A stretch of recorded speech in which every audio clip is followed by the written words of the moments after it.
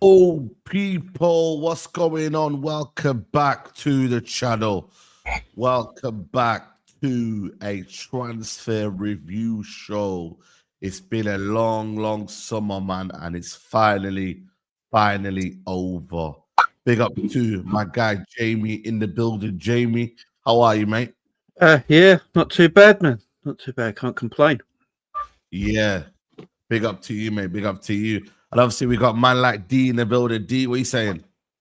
Sam, my bro, there, man. How you been?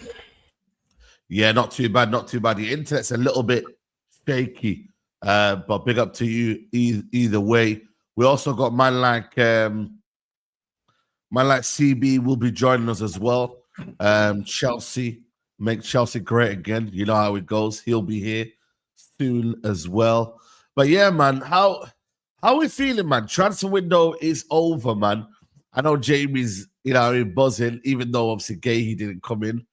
What do we make of this transfer window? Has this been the best transfer window ever? Yeah. Oh well, yeah. Jamie's gonna say yeah. I think Liverpool, Arsenal, Newcastle, Sunderland. Yeah. I think they're the four best. Even Man United have done well. Man United have done well.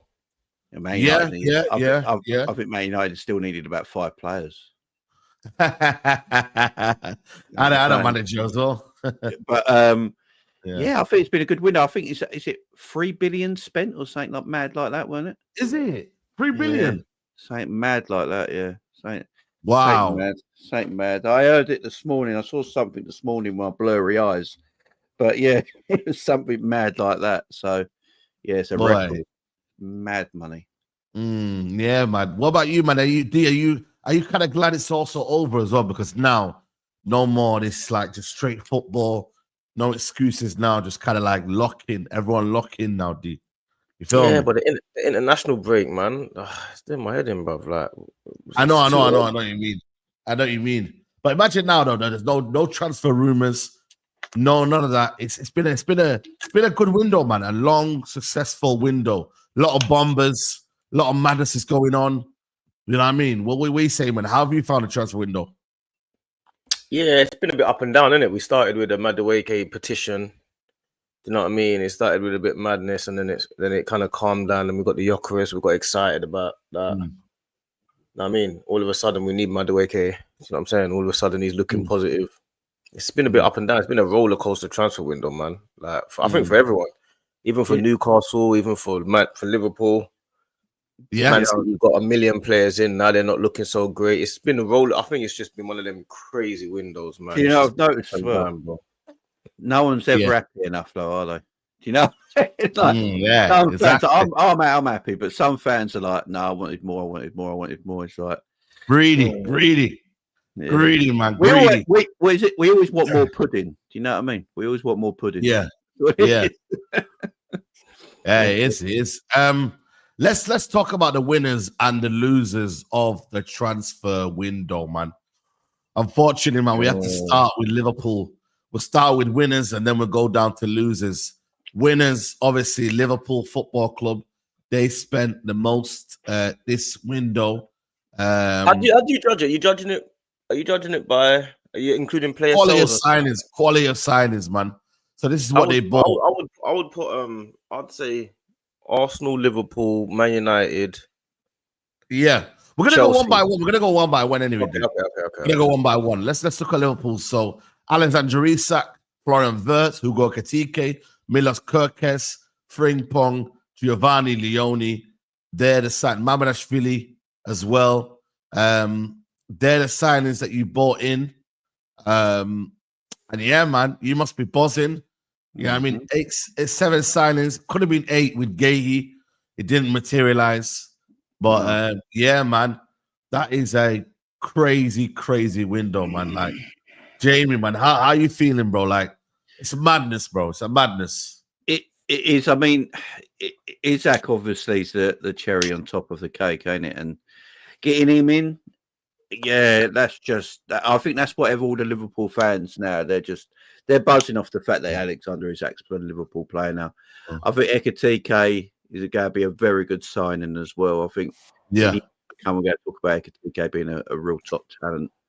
So there's other, you know.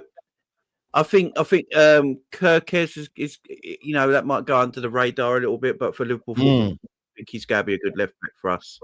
I know he got injured early on, but he actually started pretty well. So I think he's going to be good. Mamadashvili's good depth in goal as well. We got Alistair Mamadashvili. That's good depth there. Yeah, obviously not getting Gahey because Glasner. Glasner wanted to keep him prisoner. But it's funny though. If a top job comes along, Glasner's off. Do you know what I mean? That's the ironicness about all this. But yeah, if we got Gahey, it's probably a 9 out of 10 window. For me, it's an 8 out of 10 window. Gahey would have made it a 9 out of 10 window. Yeah. Well, you can't. Wow, that's crazy. I can never give a window 10 out of 10 because there's no such thing as perfection. Do you know what I mean? Okay. I hear that. So that's why I'm going 8 out of 10, man. But also, for name talent, Liverpool probably had the best window for names that have come in.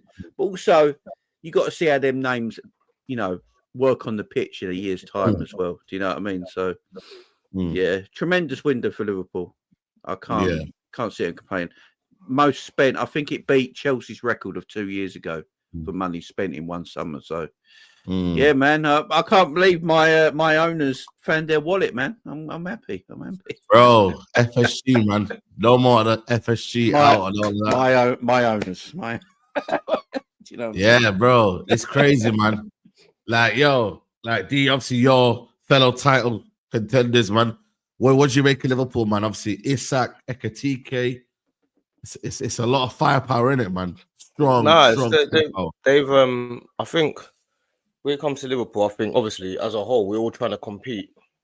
I think what they've done, they've matched their Klopp team, their peak Klopp team almost. I think what they've done, they've really gone out and just said, listen, we're just going to try to do as much as we can and as quickly as we can, man. Because this is sometimes, and it's refreshing to have owners like that. I think Man City have had that before. Chelsea have had it as well, where they've got owners that kind of just say, listen, let's try our best to get and swamp this league for years. Like what Liverpool are trying to do, they're trying to dominate the league for the next 5 years. You know what I'm saying? And that's the type of owners that you want. And I think they deserve it as well because of the whole Jota thing. The whole they've had a lot of that. They've had a lot to deal with it over this summer, especially, and they're still dealing with it now. It's not like the players have got over it. Like they're dealing with it day to day. You know what I'm saying? So I think they deserve it, man. Like this window is like an astronomical window, and it's like something that this is for years to come. They could dominate the league if they're not careful. If Chelsea, Arsenal, and it can't be Newcastle because it's down to Chelsea, Arsenal, and City really that I've got to stop this. You know what I'm saying? Don't sleep on Newcastle, bro. No, it's unfortunate for you lot because you lot have got rich owners, but you just can't invest. But I'm saying Chelsea, Arsenal, and City, we're the teams that are going to have to try and stop this because Liverpool could go 5 years dominating this league with the signings that they've made, and I don't think they'll stop either. I think they could add on top of this. Isaac's 25 or 26 or something. Keep talking, D. Keep talking. 26. I don't think. I do tell you, Chelsea are a type of team that would absolutely match that ambition. You know what I'm saying? They've done it. They've done it before. Man United as well, but Man United are nowhere near it. So Chelsea right now, they would match that, no problem. They've done it before. They'll do it again. Yeah, man. Make Chelsea great again, man. Can you lot are you not worried about this Liverpool team, man? CV, what are you saying, man? Oh, I was when the guy deal was going through, I took it seriously, innit? Because I've always said, for me, I looked at a defender coming in as more of a priority than bringing in Isak. I would have, obviously I don't know the ins and outs of your team, my bro, but I would have got a centre back and maybe extra legs in that midfield and balance the team out instead of getting Isak or at least a winger. Do you know what I'm saying? Throwing Isak out there for me, it wasn't obviously optics wise. Oh my gosh, you got like one of the best strikers in the league. Of course, I'd be gassed as well. Transfer dopamine and that. But in terms of squad balance, I don't look at that move like, oh my god, it's groundbreaking. And that's just coming off the back of us spending a shitload of money for 2 windows back to back in the past and thinking, we're winning everything because we got Felix and Mudryk and all these randoms. And then you look at it and it's like, okay, this don't actually work together in practice. So I want to see how you guys actually put that together. That's the hard part. And it's the pressure now because you guys have smashed the British transfer record 2 times in 1 window. This is mad. Already the person who took the record off, Florian Wirtz, has been shaky. Like, I've been saying it. I said it last week when I was on here. Like, we need to start having dialogues because it's been, 3 games now. I haven't seen what the 100 and I don't want to say the wrong price and everyone's going to start arguing semantics. 116 is 116. Yeah, 116 million. I haven't seen a shred of that, like from in terms of just in possession, even little tidy bits. I think he was better in the second half against Arsenal, but for me, he wasn't really moving. I'm looking at that and I'm just asking myself, like, okay, now you've thrown more money on Isak. Now with Isak and Ekitike, I don't know how you guys are going to make this work. Are you putting him on the left? Are you dropping Gakpo? Are you putting Wirtz on the left, who I don't think can play that role? There's selection headache there. And in terms of, but it's good headache though. Good headache, brother. It's good headache though, man. Yeah. I hear you, CB, but bro, I want them problems. You see, Fergie, he had Berbatov, Rooney, Tevez, Ronaldo, bro. Against Tottenham, we were 2-0 down. We won the game 5-2. We had options. You feel me? CV, what I will say, CV makes some good points, and he really does. Nice to meet you, by the way, man. Nice he makes some really good points. Obviously, we have got to see what it does on the pitch. But, and Wirtz hasn't started the season well, I admit. But the crazy thing is Liverpool have not got their players linked together and in sync yet. But we've had 3 difficult games. We've won all 3 of them. That's the crazy thing at the moment.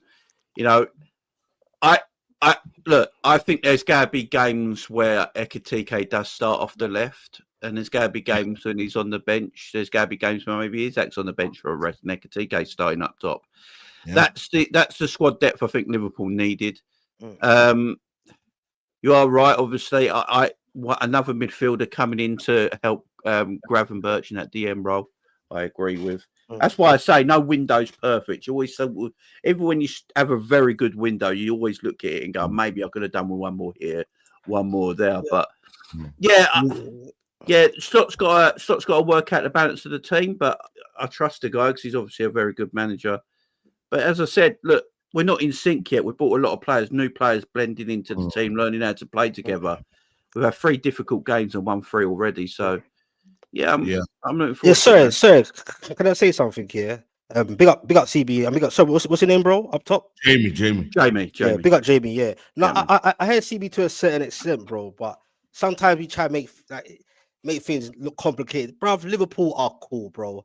Because I talk things simple, innit? I'm not a guy to get technical with this and that and pivots and all this shit and link up. Bruv, I see what I see, innit? Like, if Gurley had came in, that conversation would be happening. Do you get what I'm saying? Whether Gurley he's there or not, bro, they got young Leone. I think if he's still there, kind of on loan or whatever, yeah. They got young Rio as well, bro. He can do this now. Forget the age thing. He can do this now. Do you get what I'm saying? Like, to say concentrate more on the defense. Nah, I think Liverpool definitely for longevity season, and much as it's burning me right now, because I think we got mugged off anyway for 125 mil. I want another 5 mil add-on or something, and I still got mixed feelings in it. Like I still, sorry to go off topic here, but to see Isaac in that and all the things that he's done, and just like because the reality's kicked in, it's like oh shit, like he's there, and it's devastating, bro. Whether they get extra midfield or not, bro. Like Jamie said, bro, the first 3 games in 9 points, and they ain't played the greatest, bro. As for Wirtz, bro.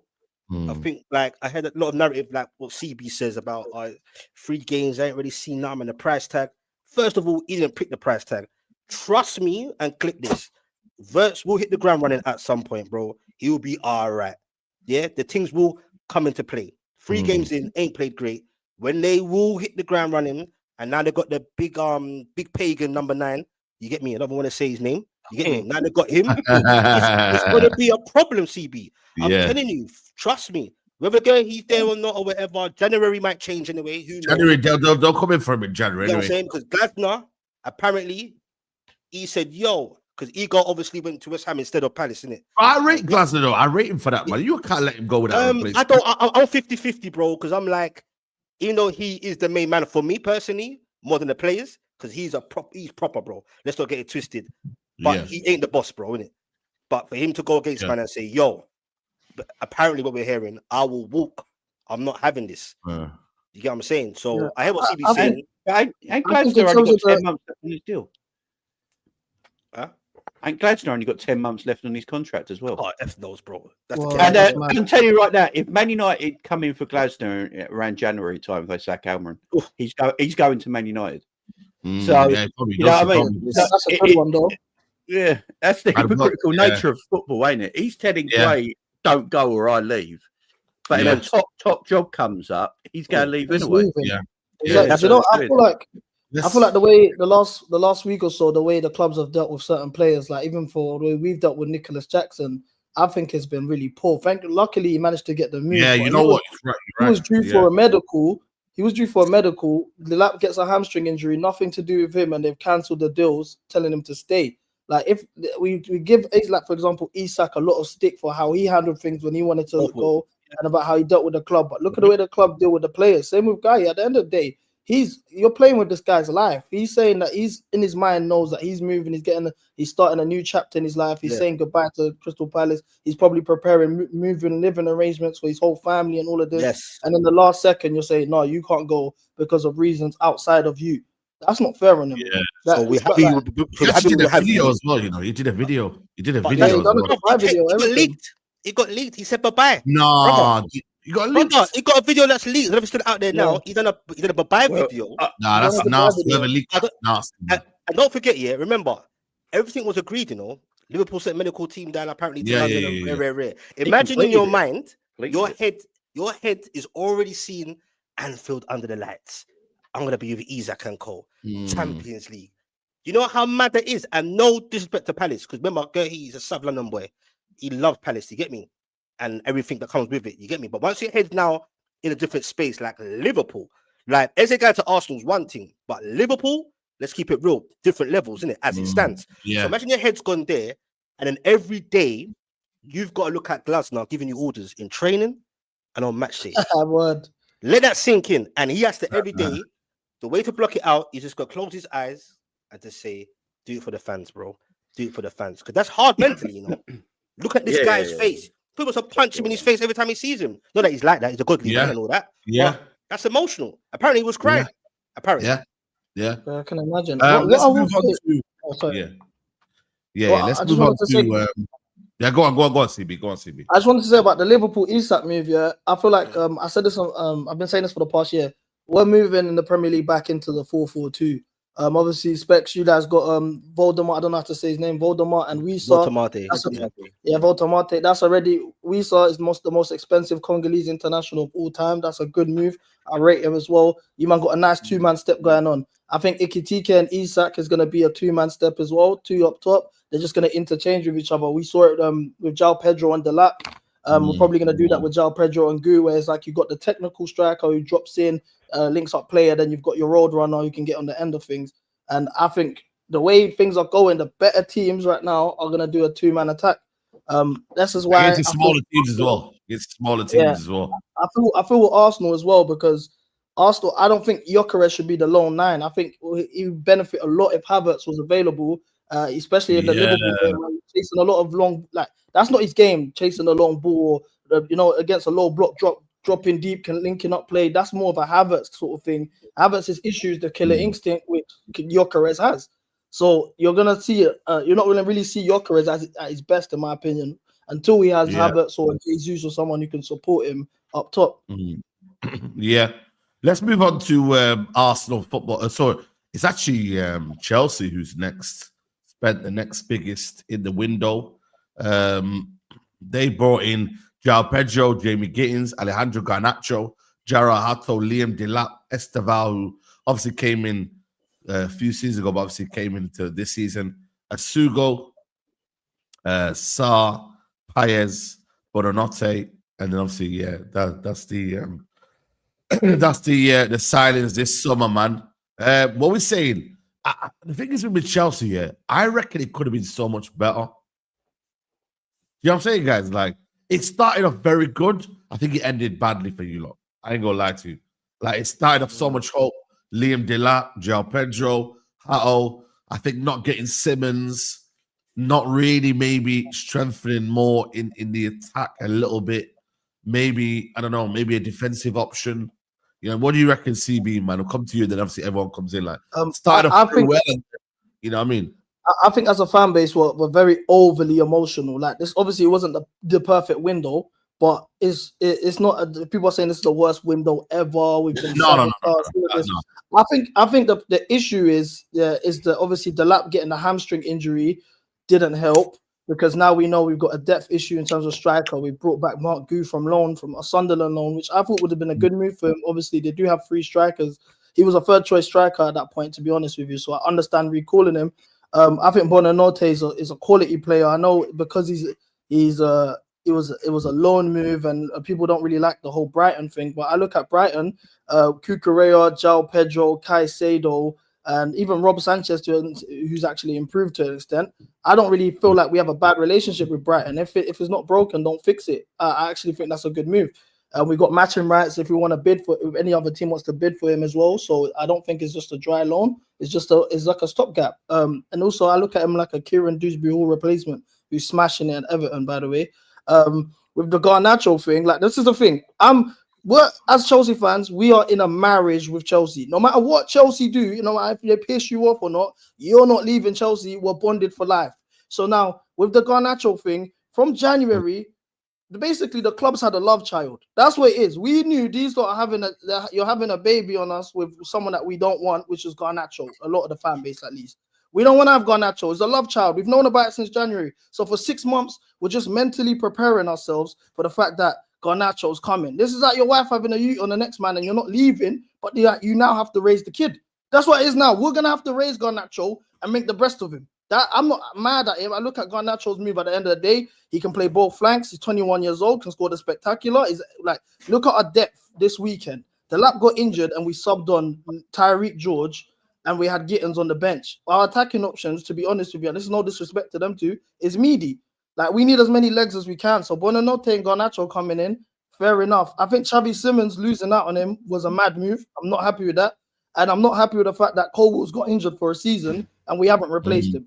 Because now if Chalobah or Tosin were to go down, we're relying on hopefully Fofana or Badiashile, who their injury history is kind of mad. We can't trust them. Achimpong, yeah, I love Achimpong, but am I ready to throw him in a deep end? We're a club that are trying to challenge for the league and go to the latter stages of the Champions League. I want to win the Champions League. I think we got better chances in the Champions League than the league anyway. So these are the ambitions of the club, but I don't feel like it's being matched by the sporting directors, because in the last week, it's like their plans just went to shit. They didn't expect Xavi Simons to go to Spurs. They didn't expect them Liam Delap to get injured. So all of these things have been thrown onto them, and then they're just panicking, doing whatever. What I am unhappy about is the outgoings, though. Sterling is still here.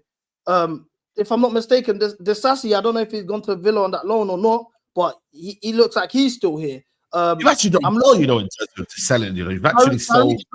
Tariq George loaned to Fulham. Moved to Fulham, collapsed. Datro Fofana's loan to Charlton Athletic, collapsed. So it's like we're playing with these guys' development once again. And that's the real issue for me in terms of the outgoings. You sold Broja, you sold Kepa, you sold Petrovic, you sold João Felix. You've actually done all right in terms of selling. No, I feel like the Felix deal. Felix is always a player as his brand. He can always get a move for Felix.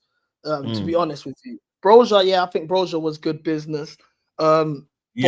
But he's also a homegrown Premier League talent. That's not you can move that off. There's value. The likes of the real challenges was getting Sterling and Chilwell off the books. These are the high earners who are doing nothing. For me, I don't think Nkunku was Fabrizio, this fraud, told us that Nkunku leaving meant Xavi Simons comes in. Xavi Simons didn't come in, and we brought in Mark Gu, and we recalled Mark Gu from loan. I would have rather kept Nkunku. And you know what I'm saying? Stuff like that is mad for me. Like, I would have kept Nkunku. I ideally would have not got rid of Jackson, but it got to the point where Jackson got forced out for Delap. I think Jackson is better than Delap, especially if we're playing with two strikers. I think all the link up and all of that, Jackson would do well with a gunman up top like João Pedro. So bringing in Delap, and then Delap getting injured the way he did, out for 8 weeks, boy, I feel like they just misjudged this whole window. They misjudged this whole window, but the bomb squad is a mess right now. The bomb squad's still here. Sterling is still here. At the very least, sort him out a loan move to Fulham. Fulham Sterling's gonna have to go to Saudi, man. Saudi or somewhere, man. He don't want to leave London. That's his whole thing. So I was like, it's either West Ham, Fulham, Crystal Palace, maybe for Eze replacement. The South Londoners would have showed him love as well, but he don't want to move. Do you get what I'm saying? Like, I'm not mad. He's on 300 grand a week. Why would you want to move when you're on 300 grand a week, guys? You know what I'm saying? The thing is, he would have still got that if it was a loan. We're not moving. We're not selling him. Like, we all know that he's a loan. Chilwell went to Strasbourg, which I think was pretty decent. It's good. He will help them with some experience. That's a bit dodgy. Well. We're doing that. We do our dodgy business. We got Enciso as well at Strasbourg. He's coming back next year for us. So we did our dodgy dealings. I'll give this window a 6 out of 10.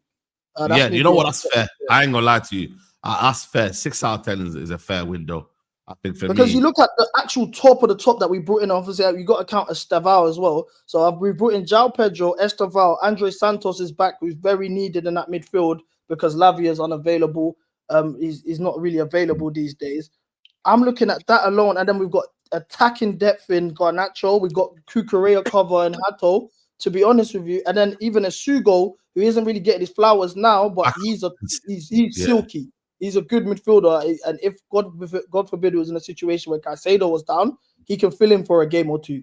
So all in all, I would give it a 6.5 out of 10 because I can see where we've improved. The problem is the ambition, because now we're champions of the world. We finally got Champions League football for over 3 years now. Everyone expected that statement, marquee type of signing, and it didn't really happen. I think it's really actually João Pedro. So, but no one really, everyone wants dopamine. I like João Pedro. I think João Pedro's a fantastic player. I think he'd be a great player. I would have kept Jackson if I was a Chelsea fan. I would have wanted Jackson to stay because I like Liam Delap. I think Liam Delap's going to be a really good player in the future, but he's still a young guy, still learning in this at a high level. Where Jackson has scored goals for Chelsea in important games as well. And I would, Jackson, Delap, and Pedro's your forward squad depth is really nice. You take Jackson out of there, I just think you're losing a little bit of something off the bench without a Nicholas Jackson. I know everyone laughs at Nicholas Jackson at times and that, but he was sometimes. I think he was more of a winger than a striker and got converted into that striker role. But I saw him score important goals for Chelsea and help them to win games, And he was one of them players. When he goes on a run, don't he? He gets a few goals in games, and I think that squad depth you didn't really need to get rid of, unless it was Jackson himself who was desperate to leave. If it was him, then it's hard to keep. Then it's hard to keep a player. So I understand Chelsea letting him go, but for squad depth alone, I think because Jackson can take the pressure off Delap for a little bit. Do you know what I mean? Because Delap is a young guy still learning his trade now at the high level. So that could have helped Delap's career at Chelsea as well at the same time. So the link up between Palmer and Jackson, you can't forget that. Moments when they had some good link up plays. Do you get what I'm saying? They led the league with goals and assists for the last 2 years as a duo. Yeah, and even if he is a purple patch player, Jackson, do you know how good a purple patch player is to have off the bench? Do you know what I mean? You could argue he's like a purple patch player. What does purple people just say as much as they're paying, I'm not going to do that. No. He's not going to do that. Being a purple patch player is a bad thing, but like for example, but he ain't though. Isak can have like a month where he hits form and he's bagging every week. Do you know what I'm trying to say?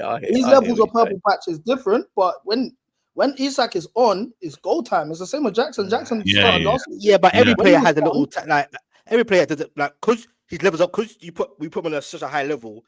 You might misjudge those purple patches. The only time I say the purple patch was for personal reasons. In the beginning of the season, we all know now what he down tools because it was around them times when the whole issue of him and Newcastle, you get me? And then after the League Cup final, the local pussy, he down tools because he's thinking, Newcastle might qualify for the Champions League. It makes it easier to facilitate a move if we don't. Do you get what I'm saying? And he's already tapped that, had that meeting with wherever, so-called. So, I hear what you're saying, CB, but I think could we put him on such a level?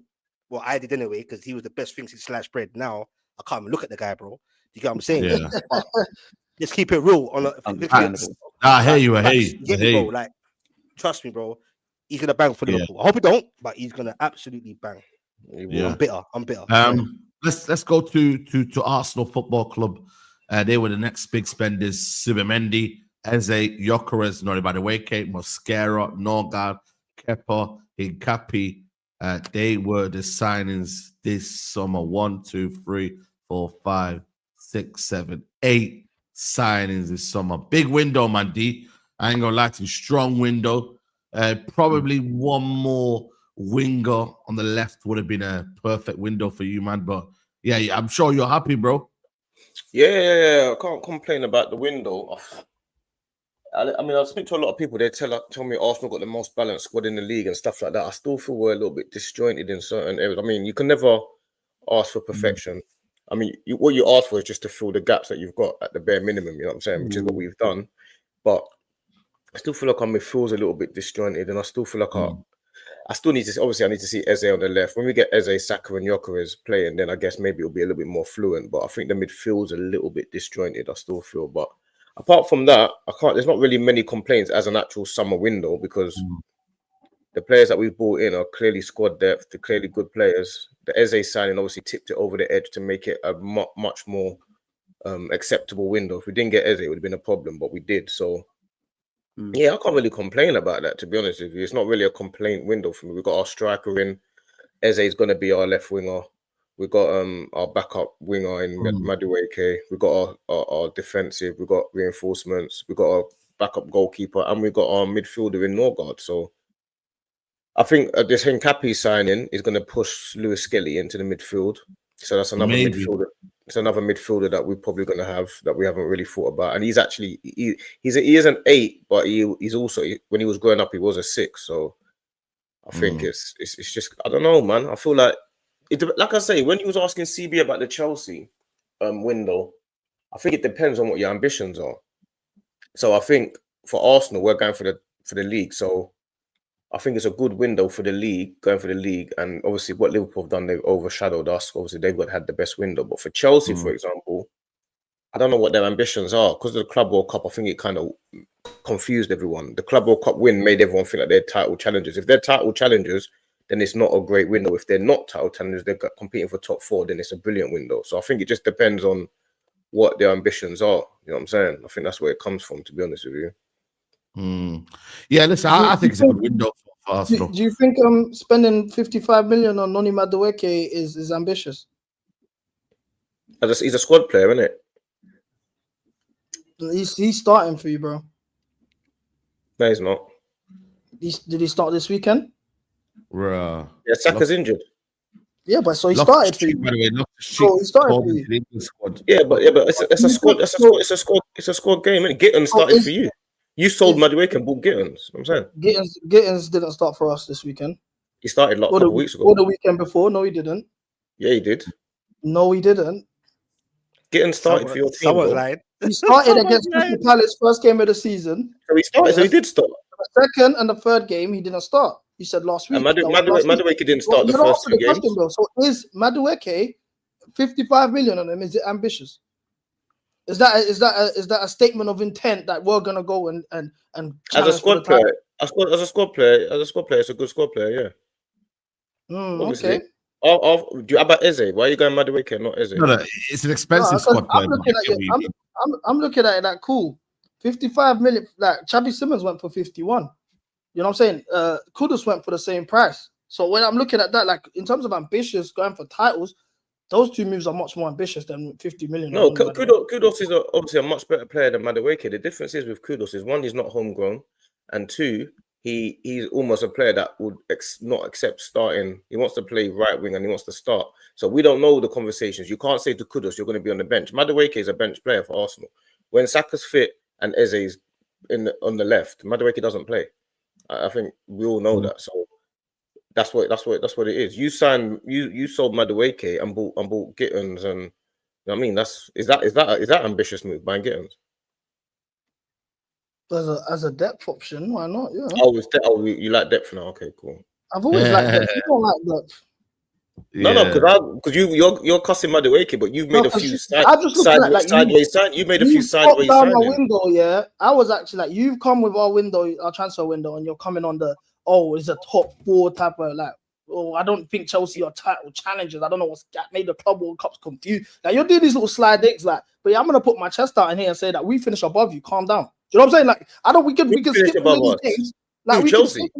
Yes, Chelsea Football Club, CFC London. Wait, do you think you've had a better window than us then? I'm confused. I don't think we had a better window than us. I think we have a better squad than you. Yes. You got a better squad than Arsenal? Yes, you do. Yes, we do. But you're going. I think our midfield and our attack's better than yours. And you got better. It's not just midfield attack, you know. It's defense and goalkeeper as well, you know. No, but that's what I said. You got better centre back pairing.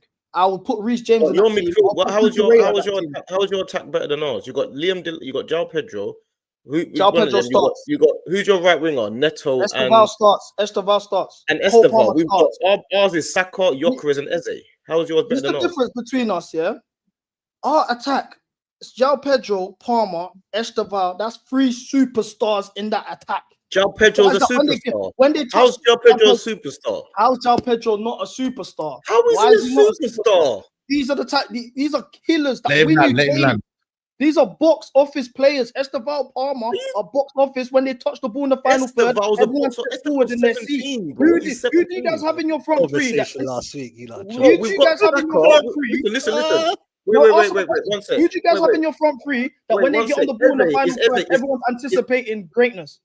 Is Eze a box office?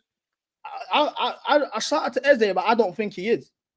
I think he's a good player. João Pedro is, though, yeah, but João Pedro is. The things I've seen João Pedro do. How can you say that? João Pedro has literally changed my whole life. João Pedro changed your life. Everyone changes your life. Everyone changes your life.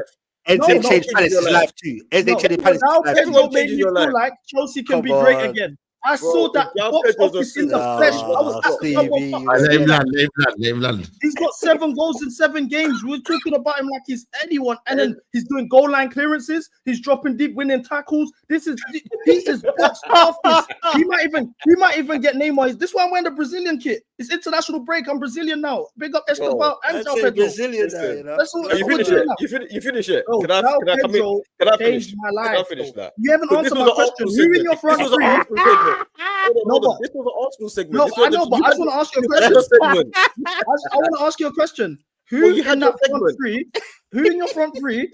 When they get Yeah. the ball, and people anticipate they're at the edge of the seat. Wow, what's going to happen? Watch this. All right, watch This this. is Yeah, crazy. our front three. Yeah, walk into your starting 11. Who? Saka, Saka Gyökeres, don't start. and Eze. Would you say Saka Gyökeres don't? don't. Yeah, wait, firstly, Wait, did Gyökeres- you just say Saka don't? I'm going to tell you our best 11. Saka over Esteban, that's mad. That's that. You gotta give it. You gotta give it. Saka better. than Eze Esteban. over Pedro Neto. Are you being serious? Bro, wait. Firstly. You being serious here? We being serious João here? Pedro Gyökeres starts over Jo- Gyökeres. Do you Gyökeres think got 100 Gyökeres is goals better in than 2 João years, Pedro? bro. Do you think That's Gyökeres is better than João Pedro? I rate João Pedro Bro, better. it- Come But on, the João striker- Pedro starts over Listen, Gyökeres listen, as a listen, 9. listen. He's Jury's got still more out, goals than him in man. the league. He's got Wait, more wait, goals wait, than him in the league right now. Slow What down. are we Slow doing? down. You lot are getting way too excited over play. João Pedro has played well. Yeah, that is it. We don't know yet. Gyökeres is a gunman goal scorer. That's what he is. He scores goals Oh, wait, consistently. what? So why can you say that we don't know with João Stop Pedro? putting Esteval in conversations he doesn't need to be in, and stop putting Pedro Neto in conversations he doesn't need to be in. Arsenal's front three trumps yours. Stop getting yourself carried away. You met a couple of players recently. Now you're getting all excited. See, now why are you throwing that stuff in there? That has nothing to do with nothing. At the end of the day, bro, Yeah, but João you're getting Pedro carried away. is clear of Gyökeres. Clear of Gyökeres. Even just as a pure footballer, even as a finisher, the different types of goals. Can Gyökeres score headers? Can Gyökeres score headers? This is what we're doing it. João Pedro can score headers from corners. He can slap it from outside the box, right foot and left foot. He's a fox in the box. He can link up play, drop deep. He can like, what are we doing here, bro? So that means he must be better than Haaland as well then. So where did that come from? No, what do you mean where did it come from? Because Haaland actually has a variety of goals in his pedigree. So Gyökeres, are you all right? Gyökeres can't score headers. He scored a header, you fool. What are you talking about? Bro. That little meaty whatever. Like, I'm telling you right now, bro. João Pedro's better than Gyökeres. We can leave the Gyökeres stuff alone, yeah? I think João Pedro's better. That's a whole nother debate. But now, Palmer in that right wing, you're not chatting to him. Palmer in the right wing? You're not chatting to him. Like, what are we doing here? Let's moving players left, right, and center. You're just moving players left, right, and center. We're doing a back and sorry, forth. he's just sorry. No, I hear you. He just rattles me sometimes, bro. No, I hear you. Arsenal's window out of 10, guys. I reckon it is a solid 8 out of 10. What we say, guys? Yeah, I think it's an 8 out of 10 window as well. Yeah. Good window, man. Good window. Got good backups. I think what Arteta looked for this window is because of the injuries last season, he didn't have the backups to come in. I think that's what he went and bought this summer. He bolstered the squad. Now they got players that can come in when there's injuries. So it's a good window. Good window. Yeah. Good window. Yeah, this is it now, man. Arsenal got to deliver this season. Wait, why have we got to deliver if you got to win the league? Look how you just spoke about it. Because when me and CB were going back and forth, I didn't hear you say, "Oh, CB." No, but I was letting you land. You didn't let me land. You told CB to land. No. I was letting you, man, go bar for bar, innit? Like, what I don't understand is we've got a panel here which people can. Me and CB have had our back and forth. Yeah. So now I'm going to ask you: Is our Chelsea's front three better than Arsenal's front three? João Pedro, Esteval, and Neto versus okay, that's Jamie. No, but I'm sitting happy anyway, so I'm good. Yeah, cool. How about you? Spurs? Yeah. me personally, bro. When I'm looking at it right now, bro, for me, it's more of, I think it's unfair on the Gyökeres thing both ways because we got to see how man, you get me, how man fares in the league before I can really judge that. Do you get what I'm saying? Really, it's debatable to me, bro. A little bit ish. Do you get what I'm saying? Because Who's on the left hand side? Martinelli. Esteval. No. Esteval. I'm not having that from CB. No, Not yet. Eze is left. Eze's not on the left. Stop but lying if to he- yourself, he- bro. Eze The problem against is Central Eze Metal. is on the left, though. That's the problem, though. But is Eze determined? Well, like, But is that his determined position going forward? It's If he definitely can have That's debatable. what he's gonna play. He's gonna play on the left. It's definitely debatable, though. It's definitely Is debatable. it? 10, bro. No, That's it's a not 10. He's debatable, playing in the It's not 10, and Palmer's He a will better play 10. there, but is that determined? That's his position. That's what he's for us gonna that play. he He's can gonna play on the left. Yeah, he'll play on the left. Bro, if you man are bet some going Arsenal to, you're fans don't spending agree the with you, season. Bro, if you're spending the season with Eze as your left winger, then bro, He's like, better he's than. So okay. you'd pick Net. You You will pick put Net it- over And it's me. still got to deliver, man. It's still got to deliver, CB, man. It's He's still a got 10. to I think he's a 10. I think Eze's a 10, and Palmer's a better 10 than him. Of course I he's think a- Neto's a better left winger than Martinelli. Neto's been playing What are you left talking wing about for us. Martinelli for? Why are you talking about Martinelli He for? starts for you. Why are you acting like these players don't Why are you talking about exist? Martinelli? Why are you talking about Martinelli, bro? He's your starting left winger, bro. Bro, Yeah, Arsenal it's quiet. fine, He's yeah. going to be the starting left winger. We both know that. I don't Yeah. know that. I've seen him He's starting funny, non-stop. He's funny though, because he tries to spin this narrative, and I see him do it on other shows, and it works. But it's not going to work with me, bro. I see what you're trying to do. You're trying to bring in Martinelli. You're trying to bring Palmer on the right. Because You're doing all Martinelli types of starts. random things. You're But doing know all what, types D? of But random D, you know things. what? If we're gonna have the debate, though, what it usually is, Martinelli is the man that starts. To be No, fair, no. in But that- I'm in saying that we sense. all know What's the Eze is debate? going to play on the left. I don't know why we're doing this. I don't thing. know because I'm at Arsenal. So what is Yeah, Eze on the yeah. bench then? Is Eze on the bench? No. Eze will. No, I'm with Eze- you. I think I'm Eze will be saying in the is 10. that his determined position for the whole season. Like he's the He's man going to now. be on the on the left. Oh, we're not going to drop our captain, and Eze's going to play on the left. I'm telling you, I'm the Arsenal fan. I'm telling you what's going to happen. No, some Arsenal fans don't even agree. Okay, with we'll you. find out. We'll find out. I'm We'll telling find you out. what's going to On, happen, bro. you get me? I know I'm with you because you're obviously you're an Arsenal fan, innit? But I've seen Telling that. I've seen you argue with your own Arsenal fans on Yeah, certain channels. but he's Give not me going to your drop fucking man. Odegaard, is he? He's You not get going to me? drop Odegaard. He's Yeah. not going to drop. He's not going to drop our captain, bro. Well, he has to if he's not He performing. should do. He should. He do. should do. He should do. That's neither here nor there, bro. Yeah. Anyway, super chats have come in. Garnacho got more GA. Gets more GA than Neto and Gittins. Croatian kid says, why are Chelsea fans acting like Jackson ain't coming back next summer? People got to Obligation to realize buy. that requirements have to be met for that clause to get triggered. He's playing behind Kane. I think it's if they win the league or something like that, or something mad like that. João Pedro is getting better service than Victor Gyökeres, says Croatian kid. Let's move on to Newcastle, man. You know what, man? Fourth best, biggest spenders after what was a crazy rejection summer. Losing Issa, Nick Walter made. You got Elanga, Wissa, Ramsey, Malik Thiaw, Ramsdale. Mhm. You know what I mean? And you bought this guy here as well. I mean, it's not a bad window, man. It's not a bad window, bro. You pull it. I like the way you said that because I did a live stream just before this on my channel, and there's a big conversation. Not just with Newcastle fans, but just in general. Some say, what, in the end specs, you had a good window. You get me? I wouldn't. Yeah. For me, I can't speak for all Newcastle fans. You get me? But for me, I'd say I'm content looking at the bigger picture from what it was a few weeks ago. I mean, we're called Rejection FC because we tried to go toe to toe with the likes of Chelsea and those kind of guys, and so on and so on. So for me, look at the bigger picture. We got more players in than I thought we would. Ramsdale, I'm cool with that. Some may say different. You get me on loan. Ramsey, definitely cool with that. You get me? It's all going tits up for Villa with the whole PSR thing. But that's another story. Wissa, bro. Watermade, I'm looking forward to seeing him. I think he will hit the ground running. Same. I think he will. For 6'6" guy, he's techers. You get what I'm saying, bro? He's got strength, hold that play. He can run with the ball. You get what I'm saying? Visa, bro, what, you get 19 non-pen Premier League goals last season. To be honest with you, the Visa one, some people think I'm mad, innit? Because I'm happy with it, especially for desperate measures in the sense of where we was at. People have debates about the 55 mil, gonna be 29 soon, whatever. It ain't my money, bro. Sometimes I'd rather this than nothing.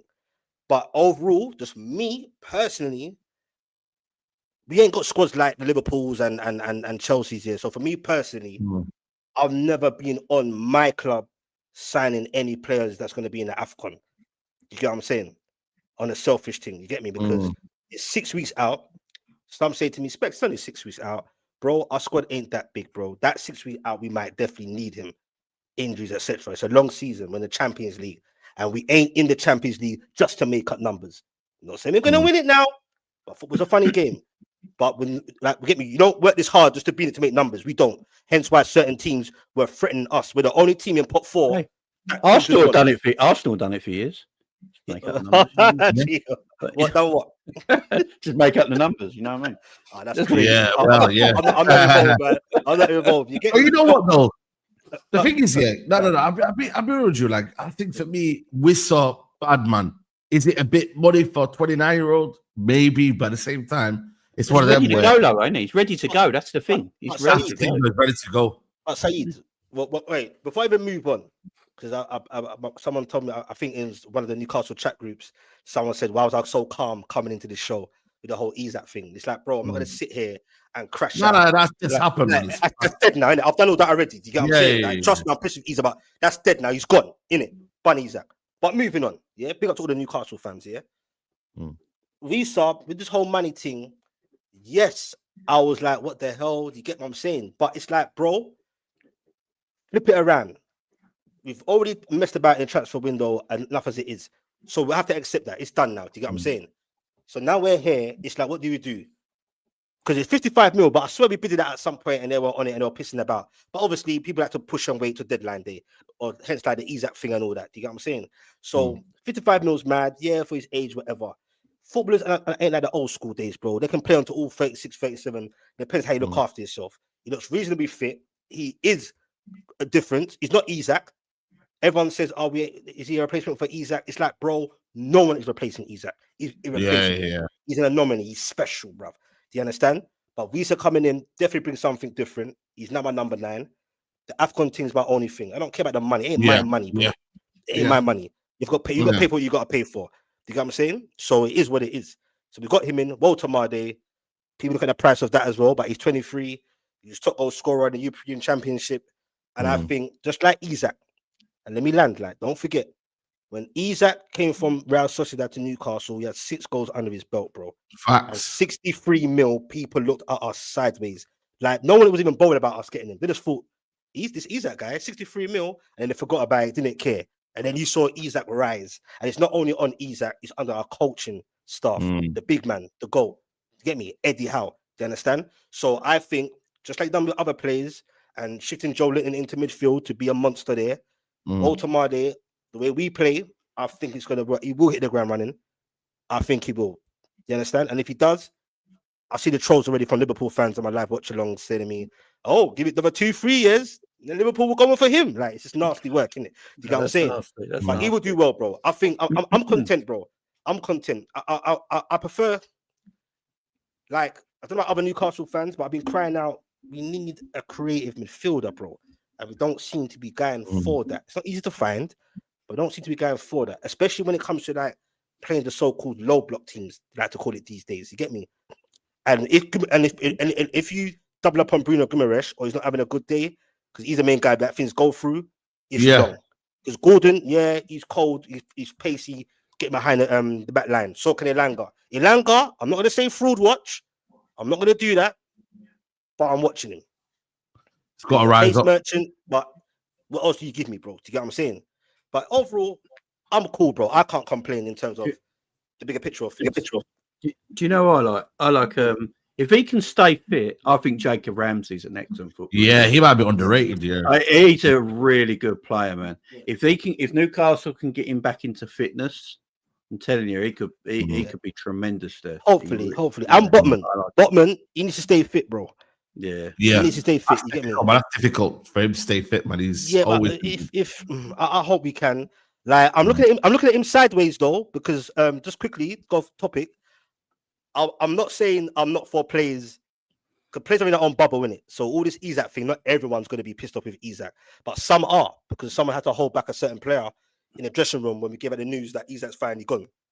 Yeah, not all players were happy with it, thinking the way he's acting, how you gonna let man move like that. So, but some players don't care, innit? It's like they know a little bubble, and your mate's your mate. I hear that. So when you see players like a man's move and say good luck, mate, and all that on Instagram, I'm all for that. You get what I'm saying? I'm all for that. They're their mates. But sometimes you got to read the room a bit. Like Botman, Botman and Gordon, you get me? We know what it is already with the Isaac thing and how the fans are feeling. So I think it's a bit, each to their own. I can't tell them what to do, but I thought that's not helping, and it just shows you Yeah. a bigger picture of like, are you like what side are you on? Like, do you really what are you the same as like what you doing here? You know what's been going on, and you want to go like a man's thing. Go call him up in it. Go text him. That's just gonna rattle the fans, bro. You get me? Each of their own. And it's Oh, okay he likes to- post. He like it's brother, like him post. and Gordon, yes, bro. When he's Yeah, but you know what, I don't shirt, think- bro. Seriously, bro. It's not that deep, bro. That's No, That's no, like- no, CB, no, CB. Hear me clearly. No, it ain't deep at all. Like I said, on a normal basis, for me personally, of course, you like your mate. You get me? You're moving on, like, congrats, brother, whatever. You get me? But as a player, bro, read the room. It's nasty right now with this whole Isaac thing. You just gone there. It don't look good. And how does that make the fans feel Yes, like? And what's you It's get what I'm saying, bro? It's because Gordon wanted to go to Liverpool as well. Yeah, exactly. That's why it look. That's why for Newcastle fans it looks a bit hang on. No, but it's Yeah. coming for that Gordon though, Yeah. because like you let the game get to your head. You're already a scouser, so that ain't gonna mix well. You got sent off. We already ain't got Isaac going to Liverpool.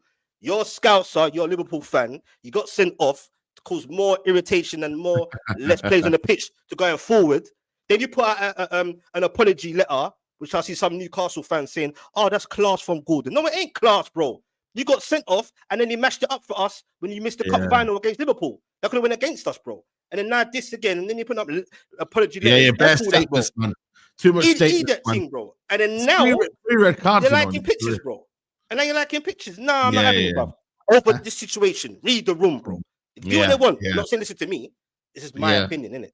No, No, I hear it, man. I hear it, man. course, yo. Let's move on I to. think that with Newcastle, a lot of people are focusing on your attack, and I don't think your attack's gonna have a problem. You guys have given Gordon one of the I think in terms of like crossing and creating chances in the box, you've given him a 6'6" target man who can also drop deep and link up, and then allow Elanga to be an outlet as well in transition. You guys are going forward. I don't think you actually have that many problems. Defensively, I think you needed to improve. Like Lewis Hall. What's going on with him? He's in and out of the squad, injured all the time. No, he's not in and out of the squad. He's there, bro. He was injured, innit? Remember, he's supposed to be the number one left back before Skelly he's come injured, in. Yeah. No, he's And not then injured now. He was injured. Oh, he's but fit now, back. yeah. But he's been fit, bro. But he just embedded in him nicely. But he came on against Leeds United, didn't it? In the second Yeah, I half. remember. He's cool, bro. Defense is not an issue, really. I wanted a more, one more, maybe a faster. You get me? But we got Malik Chiao from AC Milan, bro, and you will see him. Remember? You'll definitely see him. He's calm, bro. So we're not people too bad in age-wise. Yeah, Burn and Shea getting on it, but nah, I think we're solid, bro. You understand? We're only conceded how many goals so far? I don't think you're as Midfield bad solid as well. I don't think you're as bad as everyone's making it out to be. You're not fucked. That's what I'm saying, bro. Once they get their first win, I think they'll be all right, man. I don't think anyone's making But it I bad. do think Man United can challenge trying to be going above you though if they get their shit together. I think Let's talk about United, Let's Aston talk about Villa, Nah, United, bro. Aston Villa, all of them lot could actually do some problems. Villa, bro. Right now, Villa are in the mud, bro. Are you crazy? We'll talk about Villa. We'll talk Yeah, about Villa. I'm not sleeping on my boy Emery still.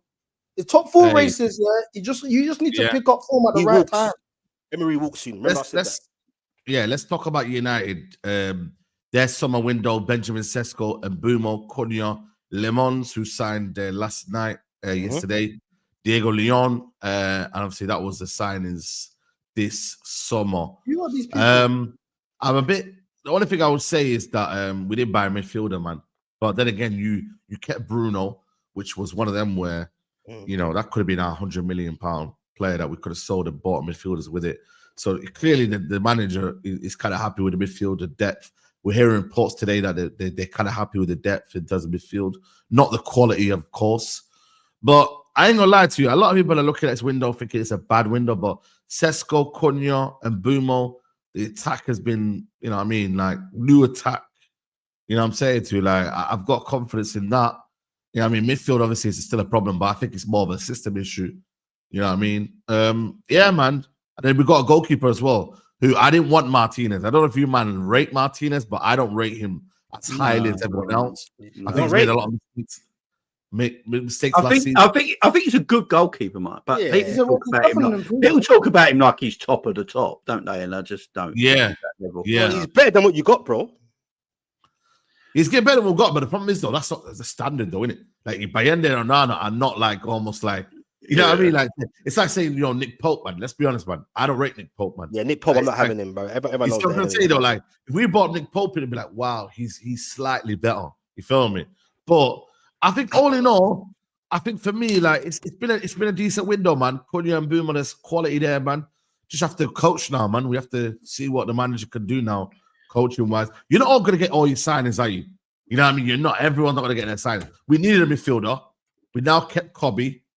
We didn't get we didn't sell Bruno. So I don't know, man. We'll have to wait and see. Then we have to wait and see what we're saying. So what you man saying? Like, you said it's a good window for United, or I think it's a good window for United. I think that whether it works out or not with Amorim and stuff like that is a different point.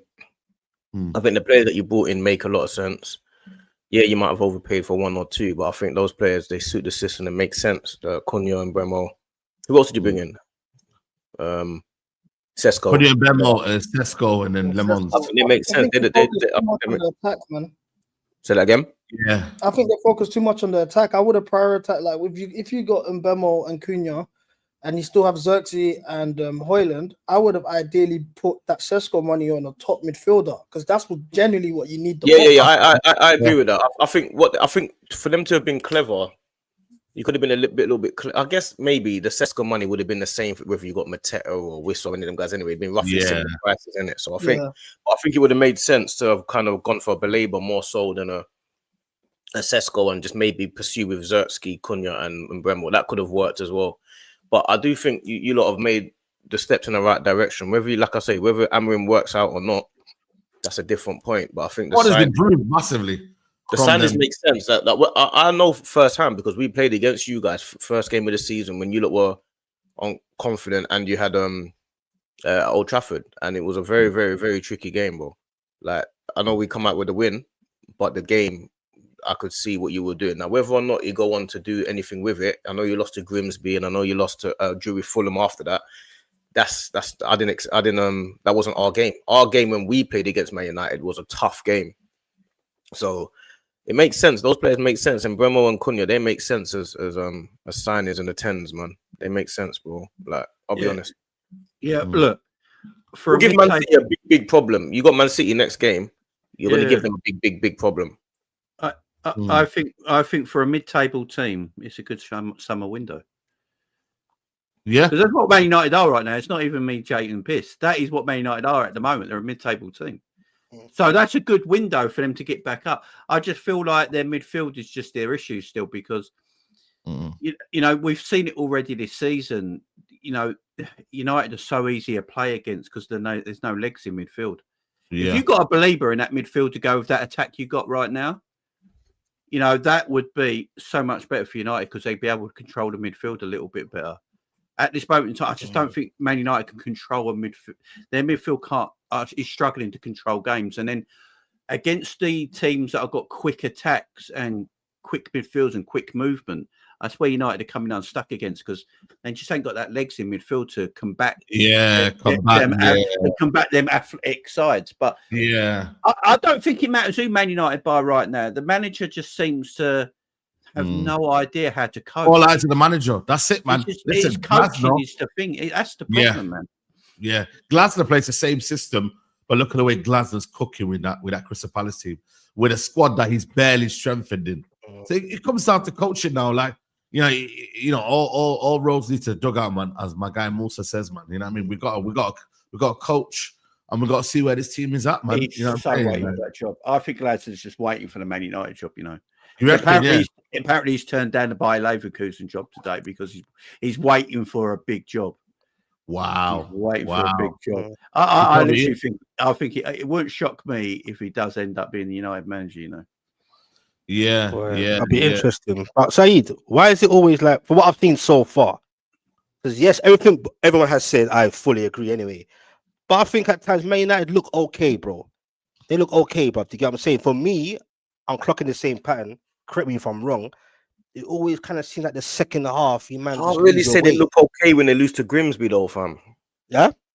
Can't really say they look okay if they lose. Yeah, but that's just one game. I'm just saying from what I've seen. No, I hear that, bro. Believe that. That's a madness. It's one game that shouldn't happen, though, boy. No, it shouldn't. But that, again, that's another conversation with management and systems. And then again, the system shouldn't really matter against that Grimsby team, no disrespect. But what I'm seeing anyway, why is it always second half? Apart from the Grimsby one, why is it always second half? Like, like you lose your way. I don't know why I'm asking you as a Man United fan, bro. It's just like he starts going all left. Because the Burnley game, I didn't think, bro. The man, Amarim got away with one there, bro. First time we should have really battered them. We had so many chances. But what happens is though, when we revert back to type and we kind of almost like we face a lot of problems, we kind of crumble, man.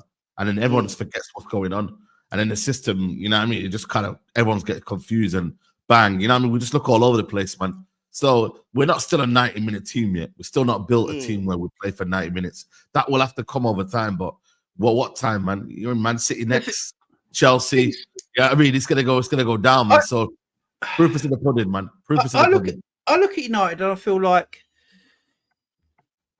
if they got a really good coach in there, you know, like a Gladstone or something like that, I think United start to shoot up the table. I do. Yeah. I just think you're being badly coached at the moment. And I think, hasn't Almiron only won like 7 Premier League games or something like that? 8 now, I think. Obviously, that's just pathetic. Yeah. I just think the coaching is one of the major issues there. I really do. Yeah. Let's move on to Forest. They were the next big spenders. Omari Hutchinson and Doi Bakwa, who I rate very, very highly. I think I've watched him a few times. He's very, very good, man.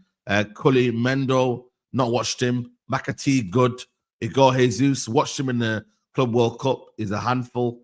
Savona, Konya, Victor, Cubiano, Douglas Luiz, Sinchenko, John. Yeah, man, listen.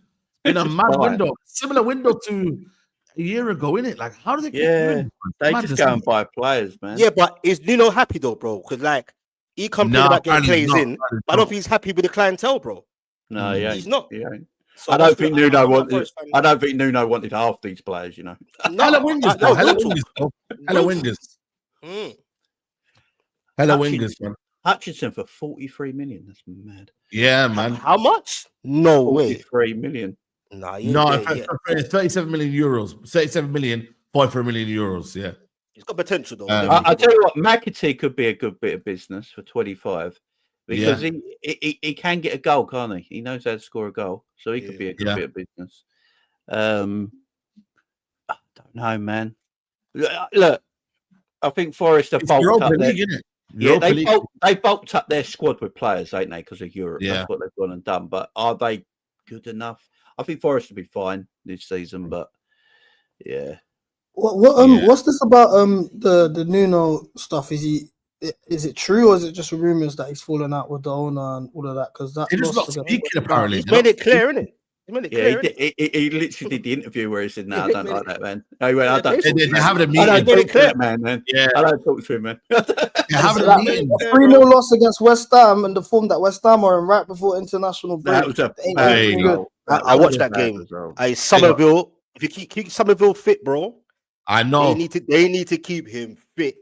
Yeah, I think Lawless said that as well. He said once Somerville comes back, we'll be a lot better. So real talk though, trust me, keep him fit because I was like, yo, he makes defense and even the midfield think about themselves because that pace that he burst with, he made a underwhelming year last year. He had an underwhelming year last year, but I think he's the only actual winger. That's the maddest thing because they're playing Bowen up top. They're doing Wan-Bissaka right wing back.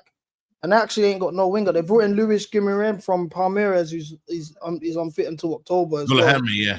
Yeah. Sorry, I'm not good with the pronunciations, but they needed Somerville to come back, and he started well. But you know why they're balling is because Graham Potter went HD cuts to get a trim. I don't know if you see the video. I saw that clip still. Yeah, he got trim from HD cuts before the game. Smacked me. He went HD cuts, man. Yeah, big up Potter. Yo, you know, every time he wins a game, can just change your life.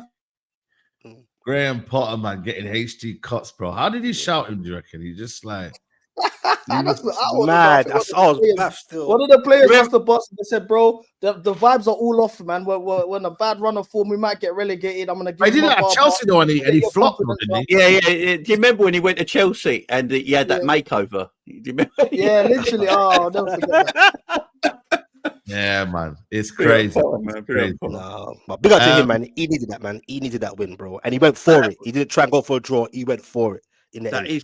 is worrying, that result, if you are a Forest fan, though. No, That's 100%. horrible. 100%. Horrible. Tottenham Hotspur, Javi Simmons, Kudus, Tel, Danso was obviously, they bought him as well. Lucas Vuskanov, and then a couple of loans. This guy here, Japanese brother, and then Paulinho, Colomwani on loan. Yeah, I mean, like, it's That's not a a hype bad one. no. Moyani, that's a hype thing. Moani, Yeah. he's I just a wouldn't want waste him, of bro. time, man. I wouldn't want him. I think, listen, I don't rate him, but I think I could understand why they're gonna get him, because he's a versatile striker and he can play different positions. And Too get long. a few goals for them, man. But yeah, all in all, man, then what do you reckon to this window? Tottenham Hotspur. I think Pellegrini is a very smart signing. Yeah. I think he's a very smart signing. Xavi Simmons. Hot and cold. I don't know. No. Yeah. But good signing for them. They needed that kind of play. They needed, obviously, what happened before the other. Obviously, what's going on with the other signings that never went through. I think I'm hot and cold with him. When he's hot, he's hot. You get me? Pulls. But when I think Pellegrini is their best signing. No, I think Kudus is. I think Kudus is going to be. Kudus is. I forgot about Kudus. Yeah, I forgot about Kudus. Yeah, man. Kudus is a baller. Kudus is a baller. Do you know what I love about Kudus? He doesn't let defenders rest. Have you seen when they throw a long ball up top and he just literally chases, man, and just smashes into man? Yeah, Kudus is a baller. I totally forgot they got Kudus, man. But Pellegrini in that midfield was going to be good as well. They're the two. Yeah. I think their most underrated move of that window was Paulinho. I think that's exactly what they needed. Good player. Because they were playing Archie Gray in the 6 for the majority of the season last year, and he just didn't have the legs. They actually got someone who could eat ground, win his duels in the middle. And I think they needed another more technical midfielder as well, because Bentancur if he's not fit, then it's a bit shaky for them in that sense. Maybe Xavi Simmons can drop in there, to be fair. But this window, can I ask you guys, what is this like? Because I think Spurs fans are getting a bit overexcited. Yeah, they got Xavi Simmons and they all had their chest out. George, all of them, man. Deji. So I'm wondering now, Jamal, all of that, they're going crazy. So I'm wondering, like, where does this window take Spurs? Obviously, Spurs, if I'm not mistaken, finished 15th. They've got a good manager, that's why. The best starting with the manager, man. Takes them. So what's their ceiling? CB, what it is for me, certain Spurs man need to not get carried away. That's all I will say. Because when man like Big Ange had his 10-game unbeaten run or win run, whatever. Now look, you get me, bro. But I do rate Frank. I think he's different. They got a bit of a reality check against Bournemouth. I wasn't surprised they could lose at home to them. Because I'm sure in the first half they had no shots on goal. Correct me if I'm wrong. They didn't have a shot. They didn't have a shot until the 70th minute. Yeah, 70th minute, bro. What? I didn't know that. Yeah, bro. I was watching a bit of it. They got slaughtered. They should have been about 4-0 down. They got slaughtered. Yeah, they got slaughtered, man. But it's early days, isn't it? man. But yeah, around that area, top 6, top 5. You know what I mean? Around there, that's where they're. How about your top 6 prediction, Saeed? I don't see him in the top 6. How do I, Jamie? Yeah. We'll have to wait and see. What about Saad? Do you still think Man United will get top 6, or are you changing that one? No, I'm still sticking to what I believe in. I'm not changing it, please, man. Oh, what I will change. I did change, where you wanted to cook me was this team here. You know what I mean? I was actually being genuine. No, this one here. That I have changed my mind on Man City. Oh yeah. Because you said you got them winning. I didn't flip flop. I just changed my mind on them. I said, I didn't. You know what I mean, bro? I didn't flip flop. I just changed my mind. No, I didn't. I out the window. When I was in South Africa, we did a show with Supersport. I said, "Yo, City. I don't know, man. City might come back strong this year, you know." But then when I see Liverpool doing their madness, and then when I seen Isak, and then when I see the fact that City weren't really buying a right back, Anna said about it's been. Listen, it started off madness though. Reinders, Aït-Nouri, Cherky, like they bought in Trafford. I thought, yo, man, it's a madness this window. They're not that good. But thank you, Jamie. I'm gonna say, do you think for Man City's level, do you think any of those are like statement signings? No, but I know why we can't say that though, because I'm answering the question. That's all. Let me tell you why. Because a few weeks ago, me and Saeed were talking again, and he told me Randers is better than Declan Rice. No. Hold on a minute. I said Tijani Randers is my sort of midfielder. I would put in my team over Declan Rice. Yes, Randers is a good player. I watch a lot of Italian football. I watch a lot of Italian football, and Randers. Reinders is a good player, man. Reinders is a good player. But yeah, man. He's the only legs in that midfield. Yeah. He's literally the only legs in that midfield. He looks dead already. But the last game they had already. Rodri and Reinders playing. This is their best midfield. Yeah, Rodri had a serious injury, man. He's not going to be the same player he was before that injury. Reinders is all their legs right now, and you're not going to get the best out of him when he has to do that. You got Ryan Chunky there as well. I just don't know if he's going to be the player everyone thinks he's going to be. Nori's a mess. The defense in general. One of them goals I saw against Brighton, the Man City of old, that looked very scary. Al-Nouri, Wolves fans will tell you Al-Nouri going forward is excellent defending all day long. He's not that great.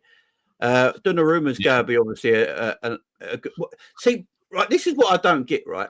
Trafford's pissed. You get Trafford in. Trafford and Donnarumma, I think, are at a similar age, right? Like, no, Donnarumma's 26, Trafford's 22, 23. Yeah, so Trafford's now going to be the number 2 goalkeeper for the rest of his Man City career. And it's the second move in a row where he's moved somewhere and ended up being the number 2, and is a World Cup year. He's Newcastle, when Newcastle got a part to blame in that. Newcastle's got a part to blame in that, but he went there, but he's pissed anyway. But I just listen. Like I said, man, I put them fourth, guys. I put them fourth, Man City, man. I think they're gonna struggle this year, man. I think for me, the derby, I'm getting excited already, man. I think that derby transition, guys, they're so vulnerable, man. You see, they got no legs in midfield side. They don't have legs. They're too technical. They focus too much on technical excellence in that front five, and then there's no legs. There's no athletes there. Like in transition, they're getting found out, and they didn't address any of their problems because that was the main issue last year. And then as well as that, the Donnarumma assignment don't make any sense to me. It just seems as though Pep's just completely abandoned these principles. And I'm not really even mad at him for doing that because I do think he needs to. Some change needed to be made there, but I don't even think Pep is of the. He's kind of dropped down a level, and I know a lot of people are going to look at that and say, "Oh my gosh, that's so insulting." But he's dropped down a level in a sense. He's still a world-class manager, but he's not every year I'm just going to walk the league. Or we're challenging in the league, no matter who's playing for us. I don't think he's there anymore. And this squad isn't the wingers as well. They're meaty. I'm looking at Doku. I'm looking at the other wingers around the league that was having the argument with Arsenal fans. Fair enough. They got Eze, they got Saka, they got none. He can even get thrown in there. You look at us. We got Esteval, we got Neto, we got Palmer. Garnacho can now get thrown in there. Jesus Christ. Liverpool, you guys got Rio, you got Salah. Gakpo can play on the left. Verts maybe can play on the left. Ekitike can also play on the left. And you look at all the teams that are challenging for the title, their winger options are abysmal. They don't like. I'll be honest with you. I'm happy they kept Savio at least because Mamouche ain't a winger. Mamouche ain't a winger. I don't think Mamouche. They got so many false 10s, false 9s. Like I don't think Mamouche and Shirky can play together on the same pitch in the same 11 because they want to play in the same area. They want what they want to do is play in that same area. You got to pick one or the other. That's why I said it was a strange signing. I think what we're going to see is how badly they actually miss Kevin De Bruyne. Because even last season, I hear it. Even last season, the best of De Bruyne was still better than this because he was on his last legs. Let's be honest, man. I know, I get it. Yeah, we want to do De Bruyne was a Premier League legend, but he was still on his last legs. They were saying they need to fill up his, he was still their best player last season from midfield, though. Even on his last legs. No, man, but it's mad, though, man. That's a problem. I think for me, Guardiola, listen, we can't disrespect Guardiola. He's one of the best managers. No, I'm going to. What are you going to say? Are we saying he's finished? No, he's not finished. Every manager comes to I think what Pep's trying to do, the way I think he mentioned it in an interview just as the season started. He said a lot of teams now like to play with this heavy press, high tempo football, really fast football from back to front in 2 seconds. And I think he's trying to adapt to that. But the problem is Pep's never played like that in his career. He's got his philosophy of how playing football. And the problem is the way Pep wants to play football and his philosophy and his system, I don't think the players are in the market right now for him to play that system. You know, when you look at his City teams in the past, the technical ballers that he had, they're not out there right now. They're hard to find, and if they are out there, they're at clubs that clubs don't want to sell them. Yeah. So he's trying to find players. Now, if you look at the players he's finding, he's trying to get in players to play that higher press, really fast flowing. Yeah, The problem is he hasn't got the legs in midfield. The thing with Man City, and this is if I was a Man City fan, this would be my major issue as well. Man City have lost their fear factor. Yes. I don't think teams are scared to play in City no more. You know, when you what used it to is, get there, Jamie, though, we've had teams. 10 years to analyze Pep. That's what it is. Yeah. When he came and dominated, we had a long time to analyze everything. And they had the about best it. team as well. They had a quality team as well. We had a while to watch what he does and see the flaws and the weaknesses and stuff like that. So it's a little bit like the whole world plays like Pep now. So he's got to make sure he don't leave. But is it down to that as well, or just the plays that he used to have? You know, like in terms of that level, you know, like those special plays, bro. Like, is that a part to play as well, D? And also, I think some teams are getting better in getting certain. You get what I'm saying? Like, He's getting better, man. As well, ain't that much the gap. If you get what I'm saying. Did he replace? Has he legitimately ever replaced Sterling and Mahrez? No, not really. Them days are awesome. That's true, you know, man. Look, City at their best when Sterling. No matter what people want to say, Sterling at Man City was a quality footballer. Yeah, Mahrez is a quality winger. You know, I just don't think he's got wide players in, like Doku can take his player wrong, gets to the byline and just don't know what to do. You got Savinho who does the same thing by the look of it. You know, Jack Grealish. You know, you've seen the real Jack Grealish again when he's when he can be his real self. Yeah. I don't know. The thing with City, they could easily go on a 10-game winning streak. Do you know what I mean? That can happen because it is Pep at the end of the day. But you know, when they're 1-0 up against Brighton, they still lose that game, and they lose that game 2-1 the way they did it, especially that second goal when they were all over the shop. And City and Brighton got confident. Brighton started getting confident, started playing, and just finding space all over the pitch. That's a worry for me if I'm a Man City fan. That'd be a major worry for me. Yeah. Let's see, man. Like I said, match of Derby coming up soon. Let's whiz through these last couple of minutes for the other teams. Sunderland, I thought I've done amazing. If I'm being honest with you, like Sunderland's market. No comment. Would you say just relative to the teams? Like obviously, would you say they've had a better window than you? Brother, like I said, no comment, bro. Diarra, Dingra. Don't chat about them guys there, bro. I know, bro. I know. I wouldn't say that, bro, because it's about qualities. Nah, I don't know. Hang on, when did they bring Brian Brobby in? I'm basing this based on like your personal. They got 2 players from Ajax. They got 2 players. They're so gooey. They're so gooey. Remember, they're so gooey. And did they get him in? Did they get him late up yesterday? Did they get him late? Yeah, yesterday. Yes, no, yes, it was the day before that. Actually, They got players. No, look. Another thing I will say, it looks like they're really trying, bro, to stay in the Prem. Yeah, they will. I think they will stay up. I love that. I genuinely believe they'll stay up, man. I love that. And I hope they stay up, man. I hope they stay up because I like to see teams that have ambition. Man. I hope not, bro. I just love heritage, bro. This is the Premier League I grew up on, like Sunderland. You know, I was on the Aaron Bent, that's Jan thing, like the fold times, like. I rate Sunderland. I think fun fact actually, the last time we won the league, our last game of the season was against Sunderland. So you know, Sunderland have done a bit of the Forest thing, ain't they? Just gone and bought a load of players. You know, you remember when Forest got it promoted, they just went and bought like 20 players to that, and they just kept buying until they got it right. I think that's the best thing to do. I just hope they don't get themselves in PSR trouble next season, and it just causes mess. I hope they do, bro. Everything, all of that. This is West Ham's window. Manuel Fernandes was their highest signing.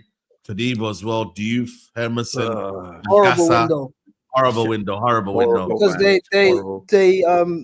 brought in Callum Wilson. Antonio, by the way, is gone now, and it obviously his recovery. I don't know about the accident. What is done? Recovery is cool. He's playing for Jamaica, bro. He's playing for my country. You get me, bro? He's cool, but that's you know them things there. Like I'm an Afman. I get both sides. I get it because you cool. Like they brought in Callum Wilson. I think they still needed another striker. I think Fulkrug is absolutely dog shit.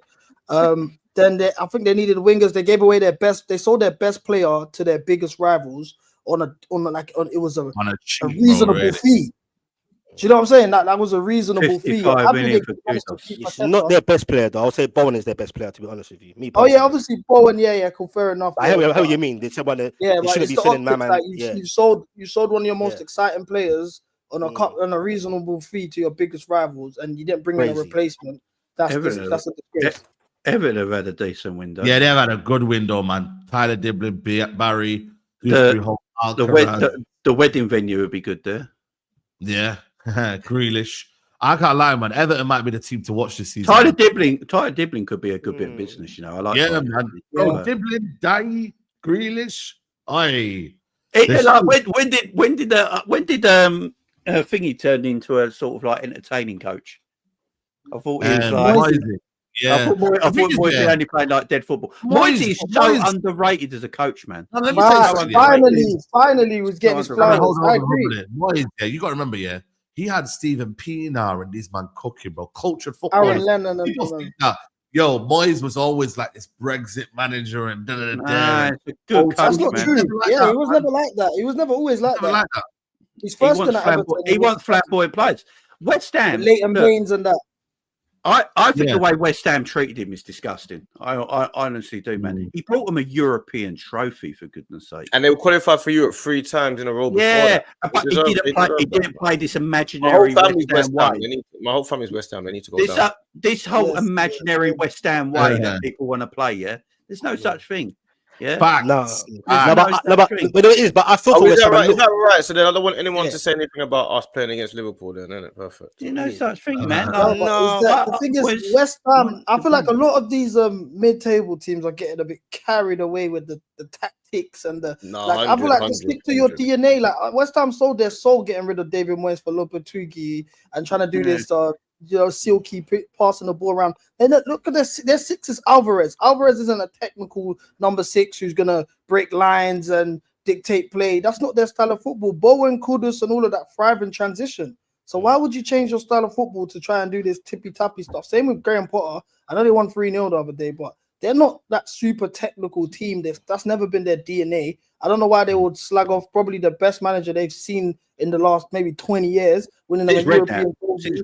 I feel West Ham fans got CB. You know what it is, CB? I think I hear you in it because sometimes I have a 50-50 in my brain thinking, are some West Ham fans should they just accept this is who you are right now? But on the flip side, I kind of get like West Ham.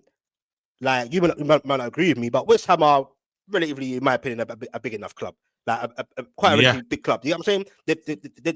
They name holds weight, like in the sense of West Ham have been about for ages. Like they've got players in the past and history. They're heritage. Yeah. So did you know they won the World Cup in '66? I always say that, innit? I'm saying like West Ham. So maybe like they move stadiums, and remember their argument is they were promised. Certain, you know, the Arsenal fans at one point, stadium, we're promised this and that. That stadium, I've been there many a times because I live right. It's horrible, man. Bro, I've been there many a times. You get me, bro? Yeah. I don't know if it's the fans or what, but that stadium vibe is dead. It's dead. It's so dead. Because the pitch is so far away from the seats. That's the problem. Yeah, bro. Like I swear, us Newcastle fans, we made more noise than them. But obviously, it was dead in the pitch. I think we beat them 5-1 that time, anyway.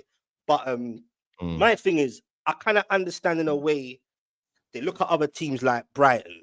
You get me? They look at teams like Brentford and Rare. They want to play that football, innit? Yeah. But with their owners, I'm not a West Ham fan, so they know more than me. So they can argue back probably and say I'm talking rubbish. But I think they have backed the managers that with certain players in there. I just think the recruitment's all wrong, especially now. The guy in charge of recruitment now. I don't know how he's still there. Do you get what I'm saying? So they have spent and then want more, and I think they just don't know where that. They don't know where they're at right now. They're confused now because obviously, like you said, it's not greener always on the other side. Facts. But I understand. But I understand. Saeed, I'm surprised you're saying that as a Ten Hag man. No, let's be honest. No. What I'm trying to say though is, I think to me, they want a lot, but sometimes these clubs need to just stay humble, man. You know, you ain't a big club, But bro. it's 50-50 with that. So I'm saying, You West know what I Ham, mean, bro? You ain't a big club, man. I get both sides. No, but what's my big club, bro? I get both sides. One part of it is like Yeah. we want to elevate and move like the Brightons and where's the guys with the daters and all that. Yeah. They are West Ham, but then the other side is Yeah. like, bro, you can't. When look, you know what? They were in my ways out, yeah. But I, to be fair to West Ham fans, was I spoke to, I think most of them they didn't want Lopetegui to be coming. Yeah. When he came in from the get go, I said this is going to be a car crash. Yeah. Straight away, I said car crash. Then it's a car crash. Then he brought in Potter. Not really too many. They gave him a chance a bit. I think the first season he was in there halfway through or whatever. I thought give him the benefit of the doubt. He's just come in, and then now into the whole preseason. Their window is a bit meh, and then now they're not doing so great. But they got a win under their belt, and just try and give it time, man. Let's wrap up. Let's wrap up on this window here. Gesson, Lindelof, Bizot, Harvey Elliott, Jadon Sancho. It's weird. For Villa. Boy, Is it me? Harvey Elliott will ball out from. There's no doubt about that. But, that's the one. I think Harvey Elliott will actually play really well for Villa. I worry about Villa, man. I think Emery's a very overrated manager as well. So, wow. Yeah, I think it's true. I think Emery. He's trying to end on madness. I think Emery. When Emery goes to a team like a Villarreal or Aston Villa and something like that, Emery cooks because he's excellent at building a club like that. Improving. Okay. When Emery goes to a big club, he struggles, man. Yeah. Let's see. They're the only team in all the top flight leagues to not have scored a goal yet in 3 games. Crazy, isn't it? Who would have thought it'd be Aston Villa? Who's their strikers right now? I feel that's the maddest thing. Watkins, said. Yeah, I think Emery's similar to like Jose in a sense where he gets these players firing in the first 2 seasons, they reach a certain level and they peak, and then the 3rd year it's just a car crash. That's his thing. Let's not get it twisted. The PSR, because man like me and Villa and certain teams, we know about that, bro. I think the PSR this is the same thing with us though, because we our one is not PSR this year. We have the UEFA settlement in it. So I don't know if you guys know. You might just pay your fines and carry on the same madness anyway. No, but we've paid a fine. But as well as that, the players with the UEFA thing to qualify players to play in the Champions League, we have to get rid of a certain, like for example, Xavi Simons could only come in if we was to sell Nkunku and Jackson on the books. And then, you know what I'm saying? It's messed up a lot of stuff. So we've had the same issues, but I think, bro, you can make it work, man. All of us are following the same rules. Ain't the same. Do the PSR thing, we're all following the same rules. Nah, the same. I'm not having that. So, for example, I don't really know much about I don't have a turtleneck on, so I can't really do the accounting stuff today. But Newcastle, Liverpool, for example, they've smashed the British world record twice in one window. And why? They have no PSR trouble. And why? The thing is, Liverpool have sold over 250 million pounds worth of talent. And so we brought the record in sales. And your revenue, you didn't spend much last season. You get what I'm saying? Remember, the likes of Chelsea and Man United and Jamie's Liverpool, your revenue and marketing is a different thing for Newcastle and Villa. And people will say in the chat, well, Specs, you'll earn your own revenue like we did organically and rare. But at the same time, at one point, the likes of Chelsea and Man City got to bring in players to elevate themselves, which is a domino effect for marketing and branching yourself out to the world and winning titles and winning stuff, which creates more fans internationally and marketing. And then now, as soon as Newcastle come in, ding, ding, ding, man like Daniel Levy and the boys and a couple of other guys, Liverpool guys are like, we're concerned about this. We're concerned about this. It was the came in straight away. So it's not fair. So it's not fair. Wait, CB, it's not fair, bro, in some senses. I get people say Newcastle will step up then, innit? It'll take time. Wait, like we did. But the fact that the Chelseas and Man Cities didn't do that, I think it's not fair. I think every new owner, whether you're mad rich or not, should at least get a year or 2 to flex your muscles. Because PSR is for teams like Berries and all that, and more cab. Big up to them. Then they got liquidated, but they never. That's for them teams. We have the richest owner, not the club, richest owner in the world. Do you think PSR really applies to them, man, bro? We ain't got no liquidation. So we all know what it is. Richard Masters and the agree with you. And you know what? All things considered, I think about your first 2 windows after the takeover. You brought in Nick Pope, Bruno Guimaraes. You're recruiting well, man. No, the man is You, did a bit too you much. actually done everything right. Isak, Tonali, you done everything right, yeah, in terms of building. And I don't think it's fair that you never got it's as if they cut your wings over the next couple windows to build on that. 3 windows, my bro. And we You know still what I'm saying? spent Champions League 3 windows. Amanda Stabley, big up. That's why you got to give Eddie Howe so much credit, man. Well, You know people what I mean? told me that I'm a how. People told me I'm a house sexual because you can't do no wrong. People say nah, nah, man. How's got a does part. credit. It could be a top tune because they say How's got part to blame for this and that Yeah. and this and that. But I'm like, if you ain't got CEO, Crazy. you ain't got CEO or sporting director, bro, and they say, oh, Eddie's fault. Yeah, the argument. No, Ashraf thought it was greener on the other side at your club. Yeah. Mitchell Ting, he started slagging off certain things from the get go, and they got him in situ behind Eddie's back about a conversation. So of course it's gonna go left. Yeah. But it's on the owners to get it right next season. Have a CEO. I hear it. And Yeah, that's yeah. it. And Yeah, so absolutely. Big nothing up we British. He said, just ready. Jackson has to play a crazy amount of games for that close to get triggered. No league title. Okay, fair enough. I think he will play because he'll probably play off the wide areas. Yeah. Exactly. They don't have a left winger. With Yeah, Sane I going think- And they out, did Alex- Luis Diaz on that side. So, Yeah, Should be Diaz alright, as well, yeah, to be fair. but listen, people, we're gonna wrap it up here, man. It's been a very, very late show, man. Big up to everyone locked in. If we could get to 700 likes, that'll be amazing, man. Hit the like the button, likes people. there, man. Therefore, Make sure you don't follow LFC, Jamie Football, Jamie Phillips Football Chats. Make sure you follow CB1 Millie on YouTube and all platforms. Specs as well, Jordy Dreads TV, man. Follow everyone up on their socials. We're gonna raid FamZone TV. They're live right now. Go and raid over there. And I'll see you lot later on, 5 p.m. Take care.